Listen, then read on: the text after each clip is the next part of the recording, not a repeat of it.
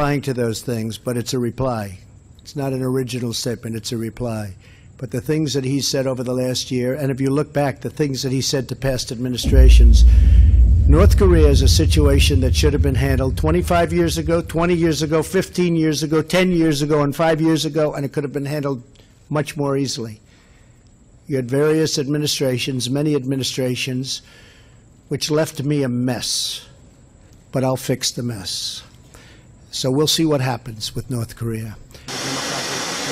As Pyongyang points the finger at Donald Trump for apparently declaring war on North Korea, South Korea says the Kim regime is bolstering its defenses. State media from Seoul on Tuesday reporting that the North has moved aircraft to its east coast, a step towards following through on its threat to shoot down American B-1B Lancer bombers flying near the Korean peninsula.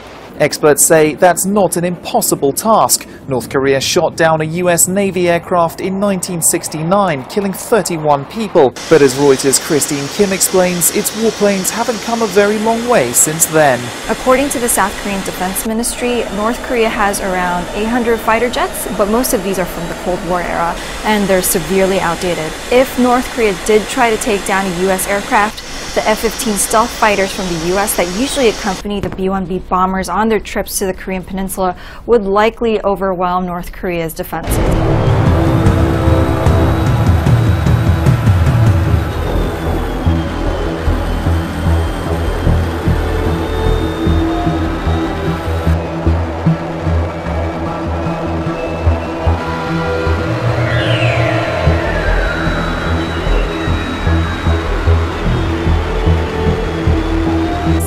If North Korea is serious about taking down US bombers, its ground-based missiles may be a more realistic option.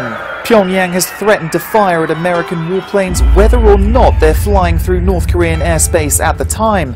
But again, there's no guarantee that could actually happen. North Korea could try to mobilize its numerous surface-to-air missile systems, but analysts inside the US and South Korea agree even that would be difficult because it's not even clear at this point whether North Korea has the full capability to detect US aircraft. South Korea's intelligence agency says North Korea most likely failed to detect the U.S. strategic bombers that flew in international airspace off the northeast coast last weekend. The National Intelligence Service says that as the flyover was late at night and unannounced, North Korea might have not anticipated it at all, or it might have been unable to take action as its radar failed to detect the planes. Shortly after the flyover, North Korea did relocate fighter jets to the east coast and strengthened its security in the area. The NIS also said the U.S. disclosed the path taken by the B-1B bombers, as Pyongyang did not seem to have taken notice of the move. It added that Pyongyang was carefully calculating every move and has directed its forces to report first before taking any military measures to prevent the crisis accidentally spiraling into war. There are various other problems that could make it tough for North Korea to take out an American plane. Fuel shortages can be a hurdle to scrambling its aging fighter jets, and low supplies of energy mean it's impossible for Kim Jong Un's military to operate radar systems round the clock.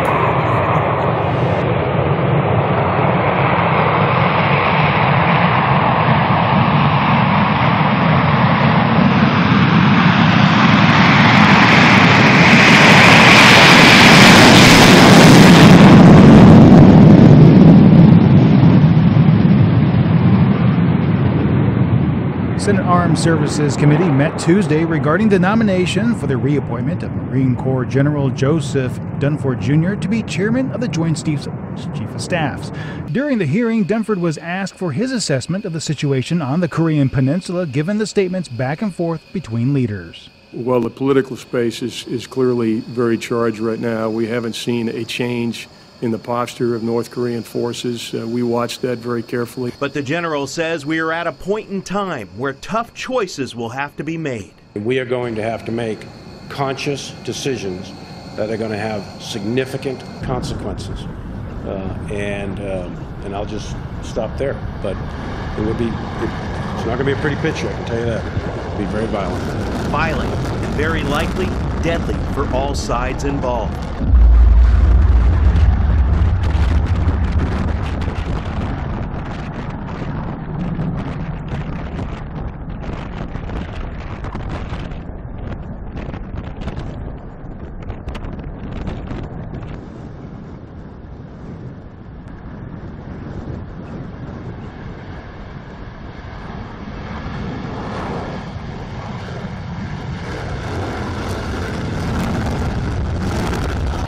been around for a little bit over 30 years now.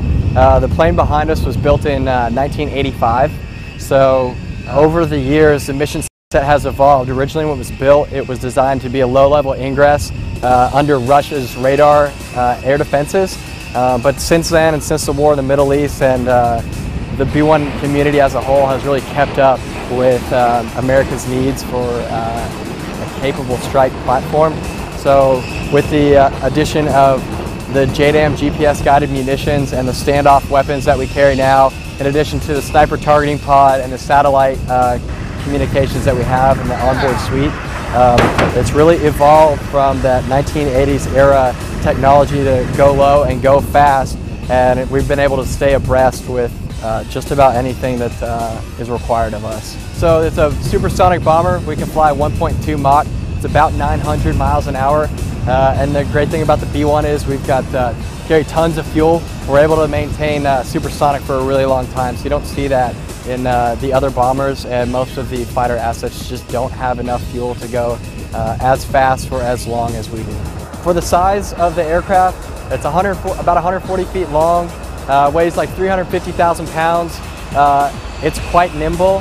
So for a big jet, it can do a lot of things that people wouldn't expect. We roll it upside down, we fly it down low at 600 miles an hour, 500 feet off the ground.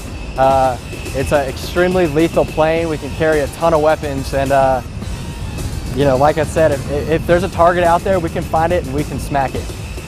The B-1's only getting better with the upgrades that we're going through, with the combat-proven aircrew that are serving the B-1 in the Pacific region.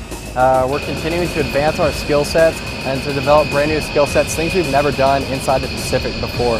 So that's going to provide a rapid global strike to the Pacific commander, really at a moment's notice, anytime, anywhere. And that's a really unique thing about it is we've got just some of the sharpest people in the community out here right now that are continuing to hone and make the B-1 even more lethal. Obviously, the plane can't fly without personnel. The high visibility people are the operators, the pilots, and the WIZZOs. However, there's a lot more to the overall game than that. So the obvious put is for maintenance. Our maintainers are outstanding. They do an incredible job out here, making sure that the jets are performing in tip-top condition and that they can stand up to the grueling missions that we submit them to. Beyond maintainers, we have all of our support personnel that make sure that the parts get here, that we individually get here, that we're well fed, and that we're taken care of. And without any of that, the plane can't accomplish its mission. Yeah, I would say one thing about us being here at Anderson does prove a point that the flexibility of the bomber platform that the U.S. Air Force has, that it's not just the B-52's mission, it's not just the B-2's mission, but it's also the B-1's mission too, and that we can deploy bombers around the globe and be able to execute the mission anywhere. And this really solidifies that by us being here.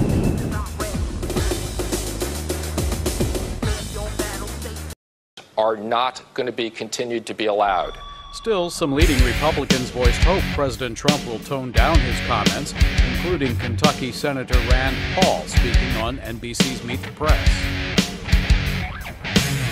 Yeah, I think there is a problem, and if I were going to be sending messages to North Korea, I would say this. We don't plan on invading, we don't plan on regime change, we don't plan on occupying North Korea, and we don't plan on being the one to have an offensive military strike for any reason other than the defense of South Korea ourselves. I would also say there is no good military option for us, but also for them, and they need to realize that in no uncertain terms, that there is no option for them to use military weapons because the results would be catastrophic for them, but also the results would be catastrophic for everybody on the Korean Peninsula. So I hope we can ratchet down the rhetoric. During a 4-day visit to the United Nations General Assembly last week, Trump said the United States would totally destroy North Korea if forced to defend itself or its allies. In response, North Korean Foreign Minister Ri Yong-ho said leader Kim Jong Un is considering testing a hydrogen bomb over the